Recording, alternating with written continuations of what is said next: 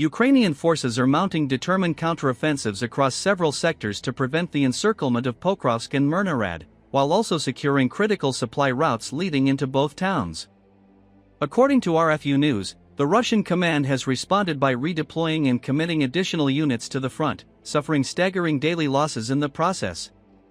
Russian officers, the report notes, have once again overpromised their political superiors that Pokrovsk and Myrnohrad are on the verge of falling, promises increasingly detached from battlefield realities.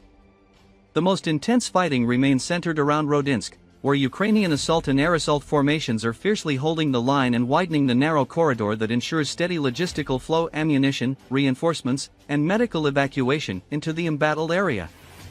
Russian infiltration groups continue their relentless attempts to penetrate Rodynske, sparking close-quarter battles both within the settlement's outskirts and in the surrounding farmlands.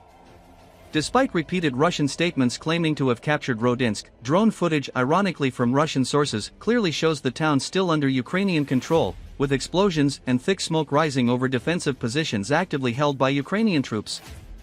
Ukrainian defenders have reportedly been using FPV and loitering munitions with deadly efficiency, countering every Russian push with precision drone strikes and coordinated artillery support, RFU News reports. Meanwhile, Ukrainian Special Operations Forces have intensified sabotage and reconnaissance raids deep behind Russian lines to disrupt command structures and logistical chains. In one notable operation, Ukrainian operators infiltrated an enemy rear position, eliminated 3 Russian servicemen, and captured valuable communications gear, encrypted documents, and navigation equipment. On the Rodynske axis, the 7th Rapid Response Corps of the Ukrainian Air Assault Forces successfully reinforced its sector with additional manpower, armored vehicles, and advanced drones. The unit continues to clear the northern outskirts of Rodynske, eliminating Russian troops who had entrenched themselves near the Pokrovsk-Rodynske supply corridor.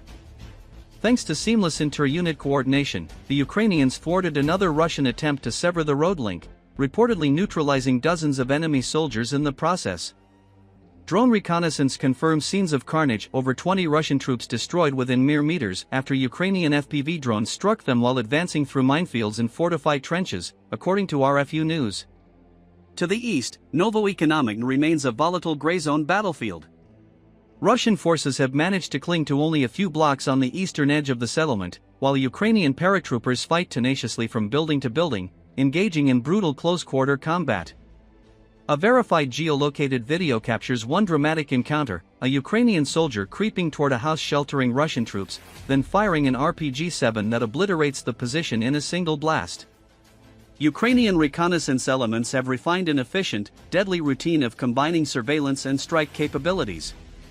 Working in coordination with FPV drone units, they track enemy convoys and exploit every vulnerability. Once a Russian vehicle is immobilized by a mine or direct drone impact, operators immediately target the dismounted infantry with drone-dropped grenades and small explosives, preventing them from regrouping or digging in. Every new Russian attempt to push toward Myrnohrad ends the same way: columns of destroyed vehicles, scattered bodies, and burnt-out wrecks marking yet another failed advance, as Ukrainian defenders continue to hold firm under unrelenting pressure.